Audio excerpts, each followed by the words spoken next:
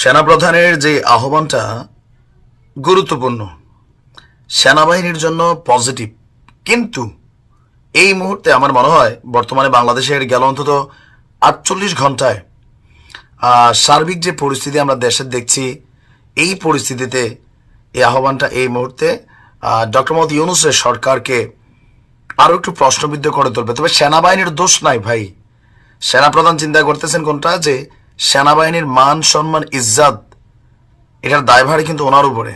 সরকার আলাদা, সরকারে যারা বসছে তাদের ব্যর্থতা থাকতে পারে, তাদের দুরভিসন্ধি থাকতে পারে, এক একজনের এক এক চিন্তা ভাবনা থাকতে পারে, বাট সেনাবাহিনী আউট অফ পলিটিক্যাল একটা অবস্থানে আছে।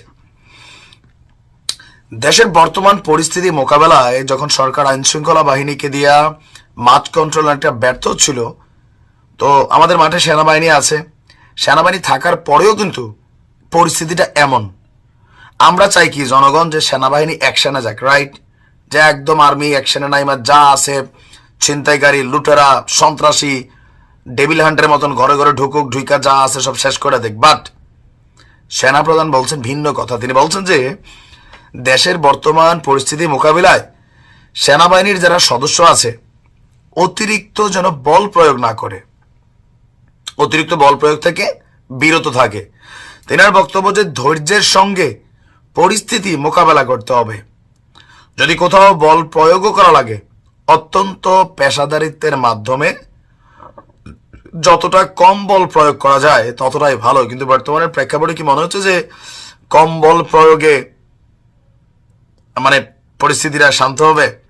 পুলিশকে তো পাত্তাই দিচ্ছে না, আবার বিভিন্ন জায়গায় সেনাবাহিনীকেও পাত্তা দিচ্ছে না। যেমন আমরা যতদিন 32 ভাঙলো, সেনাবাহিনী গেল ভুয়া ভুয়া, তারপর নানান ধরনের অ্যাক্টিভিটিস দেখছিলাম যে সেনাবাহিনীর উপর দিয়ে বুলডোজার চালানোর ঘোষণা দিয়ে দিছিল।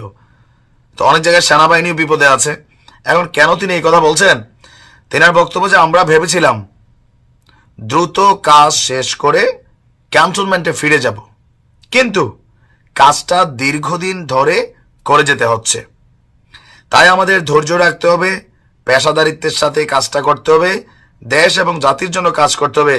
আর যতদিন পর্যন্ত একটা নির্বাচিত সরকার পাই ততদিন পর্যন্ত তাদের এই ধৈর্য রাখতে হবে। এখন নির্বাচন আসলে কবে?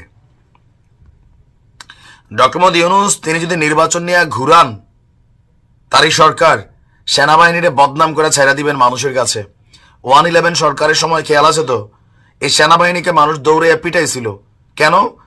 দীর্ঘদিন যাবৎ যদি সেনাবাহিনী একটা রিজার্ভ ফোর্স, তাদেরকে রাখায় হয় যুদ্ধের জন্য, আমজনতার সাথে মিশা যায়, অনৈতিক মেন্টালিটি চলে আসে, কোথাও কোথাও লোভে পায়া বসে। জনগণও থাকে না যে একটা বাঘ প্রতিদিন আমার সাথে খেলে, শোয়, ঘুমায়, খায়, হাসে, এটা যে বাঘ একসময় ভুললে যায়, বিলাই মনে করে টিকনা দিয়া ফেলে। সেনাবাহিনীর অবস্থা এরকম হয়ে যাবে। ডক্টর ইউনূসের উচিত নির্বাচনের সুষ্ঠু ব্যবস্থা করে সেনাবাহিনীকে ব্যারাকে ফিরিয়ে নেওয়া, অথবা পুলিশের মাধ্যমে, র্যাবের মাধ্যমে, বিজিবির মাধ্যমে বা আনসার যারা যে আছে এপিবিএন, তাদের মাধ্যমে আইন শৃঙ্খলা পরিস্থিতিকে কন্ট্রোল করা।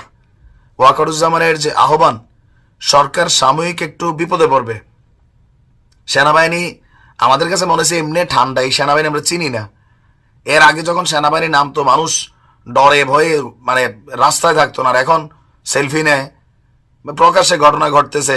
এর থেকে যদি আরো শান্ত হয়ে যায় তাহলে পরিস্থিতিটা কি হবে? এখন ইউনূস সরকার কতটুকু যোগ্য এটা সেনাবাহিনী উঠায় নিলে বোঝা উচিত ওনার কতটুকু ক্ষমতা এই সরকারের রাষ্ট্রকে পরিচালনা করার, ব্যালেন্স করার। সেনাবাহিনী নামাইয়া তো রাজনৈতিক সরকাররা দেশ চালায় না, তাই না? অলরেডি 6 মাস হয়ে গেছে, 7 মাস চলে।